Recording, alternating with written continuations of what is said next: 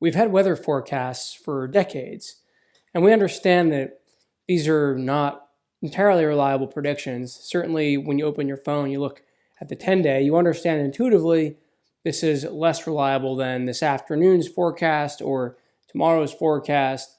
I'm less interested right now in the accuracy of the weather predictions. I'm more focused on the utility. How do we use these forecasts? Are they useful?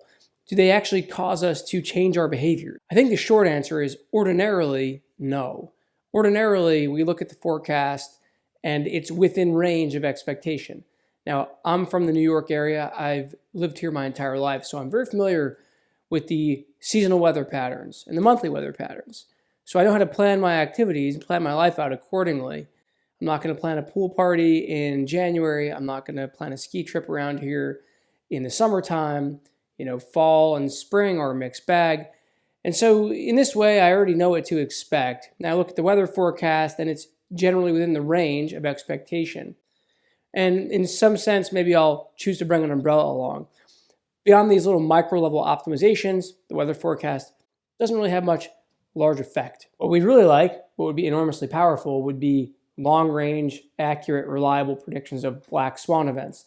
Oh, there's going to be a cyclone heading towards your house in 2 months and 3 days. Now's your time to fortify.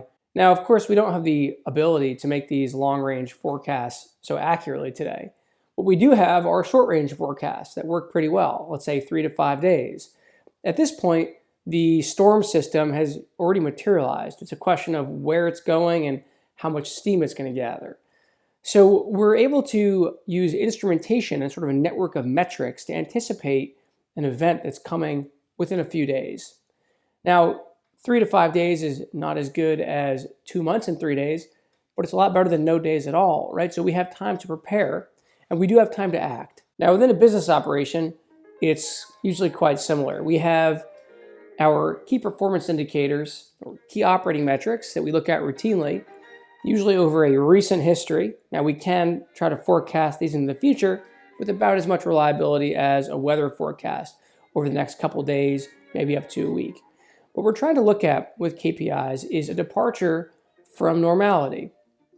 At what point are we seeing a major change in direction, or where are we seeing momentum? If our instrumentation and metrics are rationally derived, and if they connect to one another in sort of a tapestry, then we can detect ahead of time when something has changed for the worse or for the better, and understand what corrective action we can take to try to ensure we get back to a steady state. Customer churn is the quintessential KPI. It speaks to the overall efficiency of our customer base. Are we going out and getting customers, and at what rate are they leaving and taking value along with them? So if we have a very focused customer churn KPI dashboard and set of analytics and instrumentation around that, we should be able to detect problems with churn early, which will allow us to take corrective action. The point is that the metric needs to relate to a set of actions. There is not limitless action that we can take for a given problem. A given problem really has a set of available levers. We need to focus on those levers, make sure we build our metrics accordingly, right? So if we see that there's a large cyclone heading towards our house, we know what we can do. We can try to protect the house, get sandbags, shutter the windows, or maybe leave altogether. Same for business operations.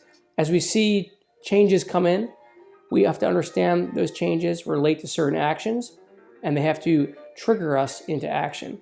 A metric that does not trigger you into action, you don't need to have it.